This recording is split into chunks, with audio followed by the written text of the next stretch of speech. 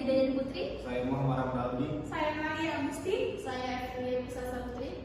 Kami di sini ingin mempresentasikan tentang dua daerah, yaitu daerah Riau dan daerah Padang. Selamat menyaksikan.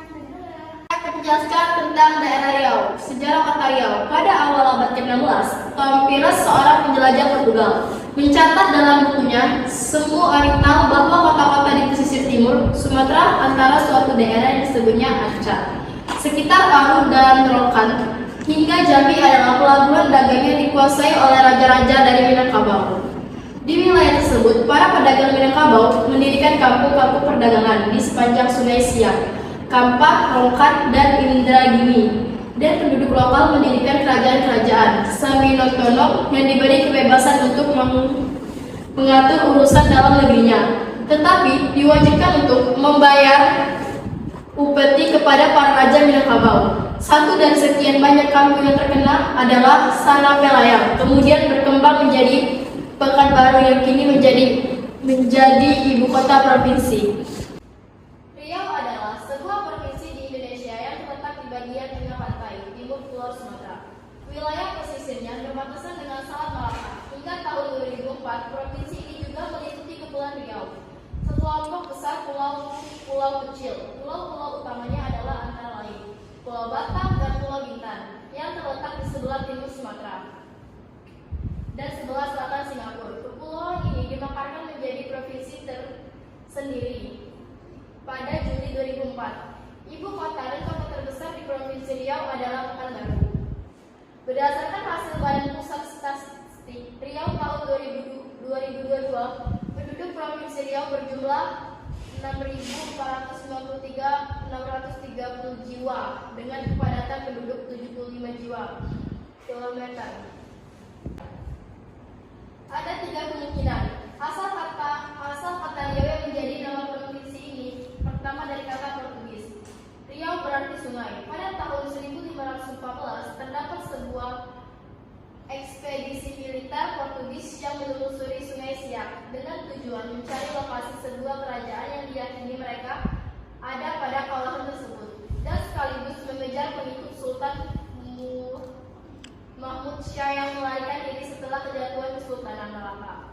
Versi kedua menyebutkan bahwa Riau berasal dari kata Riari yang berarti air laut. Kata ini diduga berasal dari tokoh Sinbad Al-Bahar dalam kitab 1001 Malam. Dan versi ketiga menyebutnya bahwa kata ini berasal dari penuturan masyarakat setempat, diangkat dari kota Riau atau Riu yang berarti ramai, hiruk pikuk para pekerja. Baiklah, saya akan menjelaskan tentang bahasa kota Riau. Riau merupakan provinsi dengan latar belakang penduduk majemuk sehingga terdapat banyak bahasa yang dipertuturkan sehari-hari. Menurut sensus 2010, 40,5% penduduk Riau berusia 5 tahun ke atas berbicara menggunakan bahasa Indonesia. Sedangkan 58,68% menggunakan bahasa daerah. Sisanya menggunakan bahasa asing atau tidak menjawab. Bahasa-bahasa daerah yang dipertuturkan di Riau antara lain Melayu, Minangkabau, Batak, Bugis, dan Banjar. Rumah adat Selaso Jatuh Kembar. Ini adalah salah satu rumah adat daerah Riau. Rumah adat Selaso Jatuh Kembar adalah rumah adat khas Riau yang berupa balai Selaso Jatuh. Balai atau rumah adat ini difungsikan sebagai tempat kegiatan bersama, sebagai tempat pertemuan, tetapi tidak digunakan sebagai tempat tinggal pribadi. Rumah adat Selaso Jatuh Kembar dikenal juga dengan sebutan Balai Penobatan, Baliung Sari, Balai Keparat, dan sebagainya. Dulu bangunan ini sangat ramai karena kerap digunakan oleh warga untuk melaksanakan acara-acara adat lokal seperti musyawarah, penobatan kepala adat, untuk rapat perihal desa, dan bahkan untuk melaksanakan upacara adat. Akan tetapi, sekarang semua itu telah digantikan oleh masjid. Adalah pakaian adat daerah Riau. 1. Baju kebaya labu. Baju kebaya labu juga disebut kebaya panjang atau belah labu. Baju ini memiliki panjang 3 jari ke bawah di lutut atau sampai betis. Bentuk busana ini tidak terlalu longgar dan tidak terlalu sempit. Panjang lengan kebaya labu berkisaran 2 jari dari pergelangan tangan sehingga bisa memperlihatkan gelangan yang dipakai. Baju kurung biasanya dikenal kaum perempuan segala usia. Bentuk bajunya berlengan panjang dan panjang sedikit di atas lutut. Untuk baju kurung yang dikenakan sehari-hari di rumah, panjangnya sehingga atau sedikit di bawah pinggang. Model bajunya longgar dan tidak boleh ketat atau memperlihatkan lekuk-lekuk tubuh si pemakai. Baju cekak musang. Bentuk pakaian adat ini mirip dengan busana telukuk belanga. Model bajunya berkerah dan tidak berkancing. Pada bagian leher berbelah ke bawah sepanjang kurang lebih 5 cm. Tujuannya agar mudah ketika dipakai atau dimasukkan dari atas melalui kepala. Terdapat 3 kantong pada bagian muka baju, 1 di bagian atas sebelah kiri dan 2-nya buah kantong di bagian bawah. Baju teluk belanga. Pakaian ini adat ini untuk laki-laki disebut baju teluk belanga. Modelnya berkerah dan berkancing dengan memakai kancing tep, kancing emas atau kancing permata. Lengan bajunya agak longgar dan dengan panjang agak menutup pergelangan tangan. Umumnya busana ini dibuat setelan dengan celana dan terbuat dari katun atau bahan yang lain berwarna polos. Tenun songket merupakan salah satu kebanggaan masyarakat Riau. Selain sebagai oleh-oleh, songket juga bisa digunakan bagian dari pakaian adat. Songket yang memiliki corak motif yang khas dan ditenun menggunakan benang sutra atau kapas.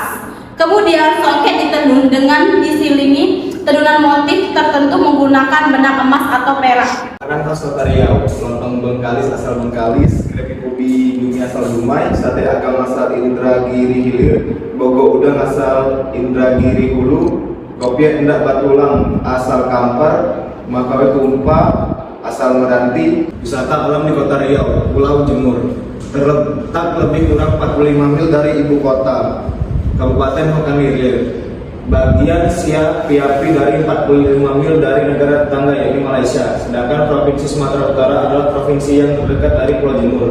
Pulau Jemur sebenarnya merupakan gugusan pulau-pulau yang terdiri dari beberapa buah pulau, antara lain Pulau Tepung Emas, Pulau Tepung Simbang, Pulau Pelabuhan Bilik, serta pulau-pulau kecil lainnya. Pulau-pulau yang terdapat di Pulau Jemur ini berbentuk lingkaran sehingga bagian tengahnya merupakan laut yang tenang. Taman Nasional Bukit 30. Taman Nasional Bukit 30 atau TNBT memiliki luas 144.223 hektar dengan ekosistem hutan hujan tropika dataran rendah atau lowland.